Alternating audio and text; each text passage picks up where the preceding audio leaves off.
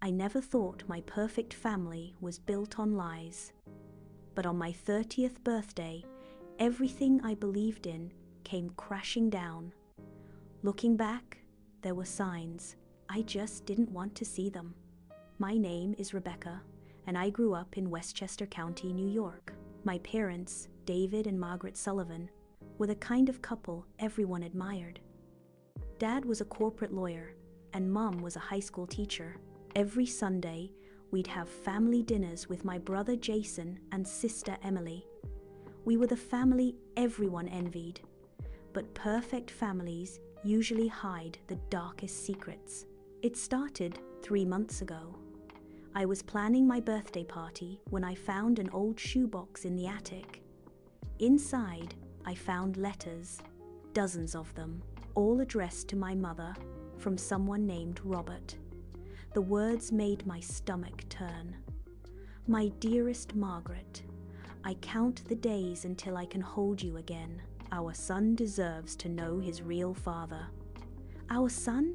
I read that line 5 times. My hands were shaking. What son?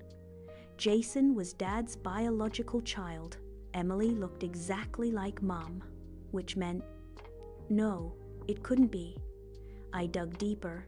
There were photos, Polaroids from the 1,990 seconds.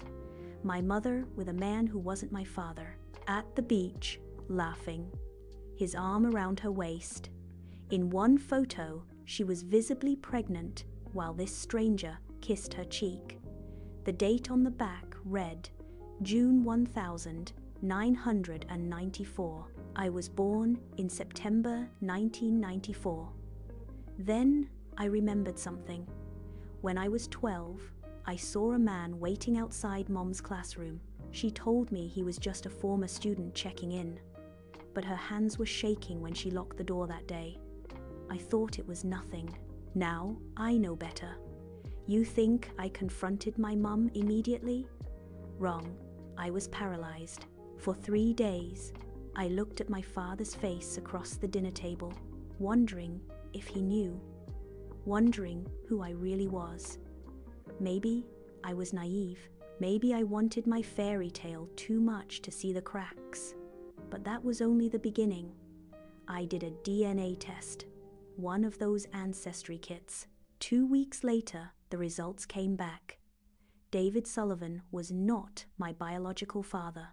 The man who taught me to ride a bike, who walked me down the aisle, who called me his little princess for 30 years. We shared 0 DNA. I cried for hours. My husband Mark held me, but he couldn't understand. My entire identity felt fake. Then came the bombshell that shattered everything. The DNA test connected me to relatives I'd never heard of.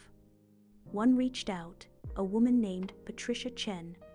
She said we were half-sisters. I met Patricia at a coffee shop in Brooklyn.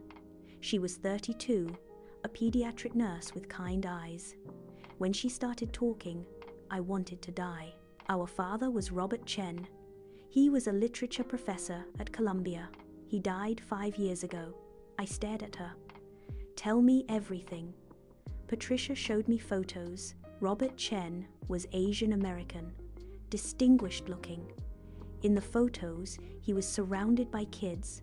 4 kids. How many children did he have? I asked. Her face fell. 6 that we know of, maybe more. My blood ran cold. What do you mean, maybe more? He was a serial cheater, a pathological liar. He had multiple affairs throughout his life, and he rarely faced the consequences. Patricia's mother raised her and her brother alone after Robert abandoned them. The other siblings were scattered across different states.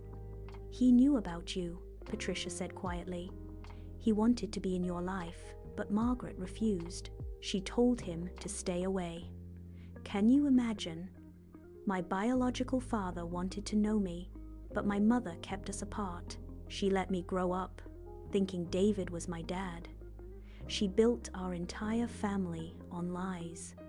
Or so I thought. But it gets even worse. I confronted my mother 2 days before my birthday. I threw the letters on the kitchen table and demanded the truth. Her face went white, then red, then she started crying. "Rebecca, please, you have to understand." "Understand what?" I shouted. "That you lied to me my entire life." My father walked in. "What's going on?" And here's the part that still makes me sick. My mother looked at him with tears streaming down her face and said, "She knows, about Robert, about everything." I expected shock, anger, but my father just sighed and sat down. "I was wondering when this day would come. He knew the whole time. I've known since before you were born," Dad said, his voice exhausted. "Your mother told me when she was 4 months pregnant. We decided together to raise you as mine because we loved each other and we wanted you." I couldn't process it. "You knew for 30 years and never told me?" Mom reached for my hand, but I jerked away. "We were protecting you. Robert threatened me, Rebecca. He showed up at my classroom twice. That man you saw when you were 12? That was him. He had addiction problems, gambling debts, dangerous friends. He would have destroyed your life. I had to make him disappear." Her voice cracked on those last words, and for a split second, I saw something I'd never seen before. Fear, real, bone-deep terror. She hadn't just kept a secret, she'd fought a battle I never knew existed. "So you destroyed it instead," I screamed anyway. "I don't even know who I am anymore." My brother Jason appeared in the doorway. "What's all the yelling about?" I looked at him, then at my parents. Jason had always believed in our family more than anyone. Sunday dinners were sacred to him. Our family photos lined his apartment walls. "Does he know? Does Emily know?" I asked. Mom shook her head. "No." "Tell me what?" Jason demanded. So I told him everything. Watched his face go from confusion to shock to disgust. When I finished, he looked at our parents like he'd never seen them before. "You people are insane," he said coldly. Then he walked out. He didn't come back for 2 weeks. Emily came home an hour later. We told her too. She kept saying, "I don't understand." Over and over, her voice getting smaller each time. She looked at me like I'd personally broken her world. Then she started hyperventilating. My baby sister, who'd always seen our family as perfect, couldn't breathe. My birthday party, cancelled. Our perfect family, destroyed. And then came the final twist. A week later, I met my other half siblings, Patricia, Michael, Jennifer, and David. 5 strangers connected by DNA. We met at a restaurant in Manhattan.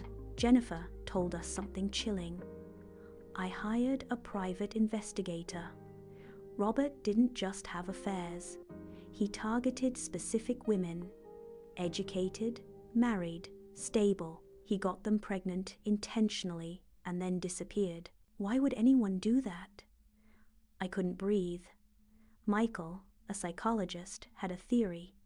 Narcissistic personality disorder combined with a legacy complex. He wanted to spread his DNA as widely as possible, but didn't want the responsibility.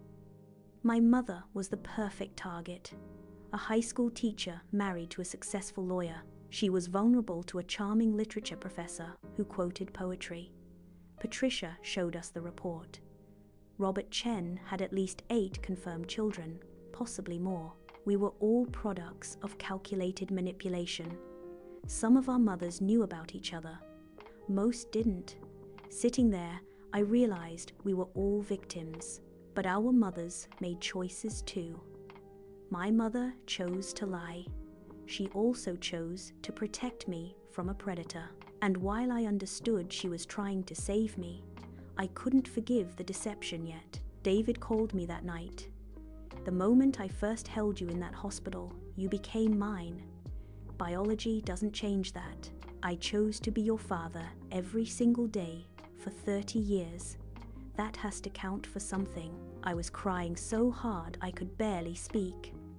Why didn't you tell me? I deserve the truth." "You did," he admitted. "We were wrong, but we were terrified of losing you. We were selfish and scared, and we made the wrong choice. I'm sorry, Rebecca. I'll spend the rest of my life being sorry. I don't know if I can forgive them yet. It's been 4 weeks. I'm in therapy now, trying to rebuild who I am. My husband has been incredible, but even he doesn't understand what it's like to learn everything you believed turns out to be fiction. My relationship with my parents is shattered. Jason finally started talking to them last week, but it's cold, distant. Emily visits out of guilt, then cries in my apartment afterward. Our Sunday family dinners don't exist anymore. I've been getting to know my half-siblings though. We have a group chat now. We're bonding over shared trauma, trying to piece together who Robert Chen was and why he did what he did.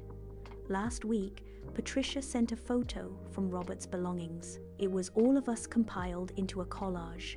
He had photos of each of us at different ages, some from social media, some from God knows where. He'd been watching from a distance, collecting pictures like trophies. The caption read, "My legacy, we weren't children to him, we were accomplishments, proof of his conquest, his genetic superiority. Our mothers had all been fooled by the same charming, manipulative monster." I look at my own kids now, 2 daughters, ages 4 and 6. What will I tell them when they're old enough? Will I lie like my parents? Or be honest and risk traumatizing them with the truth about their grandfather? Here's what I've learned. Every family has secrets, but some secrets are bombs, and when they explode, they create shockwaves through generations. My daughters carry Robert Chen's DNA. They're connected to half-aunts and half-uncles scattered across the country. They're part of a twisted family tree, created by a narcissist who treated human beings like a collection hobby. And the man they call Grandpa, he's not their biological grandfather, but he shows up to every ballet recital, spoils them with ice cream, loves them unconditionally. So who's their real grandfather? The dead stranger who donated DNA, or the living man who chooses them every day? I'm still angry. At my parents for lying, at Robert Chen for his sick game, at the universe for making my life this complicated. But here's my question. If you were me, could you forgive your parents for lying for 30 years? Even if they did it out of love and fear? Even if they were protecting you from a dangerous predator? And would you tell your own children the truth, knowing it might shatter their sense of security forever? Right now, I'm at a crossroads. I can rebuild with the parents who raised me and lied to me, or I can walk away and build my own truth. Some days, I imagine a future where Sunday dinners come back in a different form. Smaller, messier, but honest. I don't know if that's possible yet, but here's what terrifies me most. What if there are more of us out there? More children who don't know the truth yet? What if somewhere right now, someone's perfect family is about to explode just like mine did? Maybe it's your family. Maybe someone you know is living a lie. Tell me in the comments, what would you do? How do you move forward when your entire identity was built on lies? Because 4 weeks later, I'm still trying to figure that out.